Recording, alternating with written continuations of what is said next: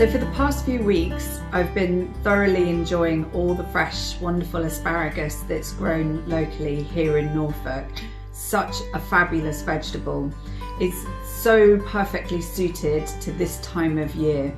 From an Ayurvedic perspective, we understand that it is both sweet and astringent by its taste, and it has this lovely cooling property on the body. So we see it and understand it as being slightly diuretic. So if you've got any excess water retention, eating it regularly can help to keep that under control. And it also really supports the lymph and supports the blood. We have a sister kind of plant in Ayurveda that we use also as a tonic. It's called shatavari. You might have heard of it if you're familiar with Ayurveda. We tend to use it particularly for women's health to support the female reproductive system.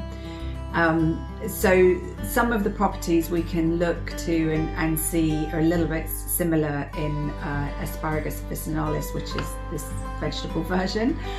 And yeah, a couple of tips about how to look after it. So when you get some fresh asparagus, if you put it in a vase or a glass of water, so it's like a vase, then it can help keep the asparagus fresher for longer. You can put that in the fridge like that. And then when you come to cook it, my preferred way of cooking it is to steam it, and just steam it for a few minutes until when you put a knife into it, it just goes in like putting a knife into a butter, but it's not too soft. You still want a little bit of firmness. And then take it out, and I like it drizzled with a little bit of olive oil, a little bit of cracked salt and pepper on top. Absolutely delicious.